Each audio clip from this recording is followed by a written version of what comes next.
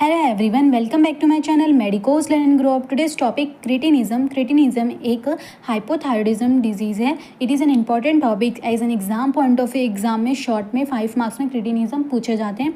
तो स्टार्ट करते हैं। Cretinism is a congenital hypothyroidism characterised by stunt growth, physical deformity and mental retardation. तो कैसा रहेगा? क्रिटिनिज्म एक कॉन्जेनिटल हाइपोथायरॉयडिज्म है। हाइपोथायरॉयडिज्म मीन्स जो थायराइड हार्मोन है उसका सिक्रीशन डिक्रीज हो जाना। कैरेक्टराइज बाय स्टंट ग्रोथ, जिसमें क्या स्टंट ग्रोथ हो जाएगी, ग्रोथ छोटे ही रहेंगे, वो ज़्यादा उनकी हाइट नहीं हो पाती है। फिजिकल डिफॉर्मिटी रहेगी और मेंटली रिटार्डेड रहेंगे, मेंटली रिटार्डेशन रहेगा। कॉज ऑफ क्रिटिनिज्म, कॉज क्या है क्रिटिनिज्म का?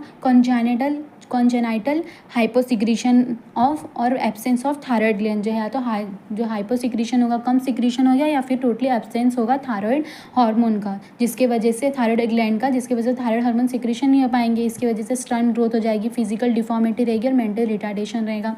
जेनेटिक डिसऑर्डर कॉज क्या करेगा? Affecting synthesis and thyroid hormone, जो कि अफेक्ट करेगा सिंथेसिस ऑफ थायराइड हार्मोन का। इसके वजह से क्या कॉज होगा? Cretinism.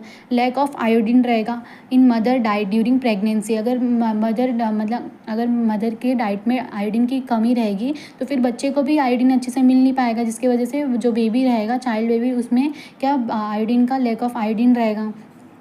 Use of anti thyroid drug during pregnancy, failure of pituitary to stimulate the thyroid gland, ये सब कॉज है फॉर द क्रिटिनिज्म के। Feature of cretinism, sluggish movement, जो बेबी रहेगा उसका मूवमेंट कैसा रहेगा? Sluggish movement. फर्स्ट तो अगर न्यूबॉर्न बेबी रहा विथ थायराइड डिफिशियंसी, तो अगर कोई न्यूबॉर्न बेबी हुआ और उसको थायराइड डिफिशियंसी रहेगा, वो स्टार्टिंग के डे में तो नहीं पता चलेगा कि इसको आगे क्रिटिनिज्म होगा।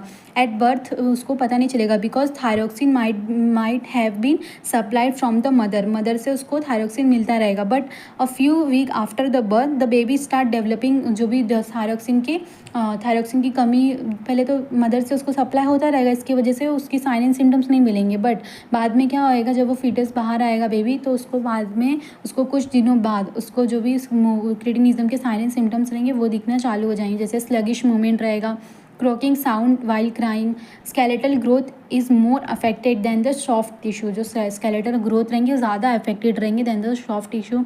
Stunt growth with bloated body, mentally वो क्या रहेंगे? रिटार्ड रहेंगे।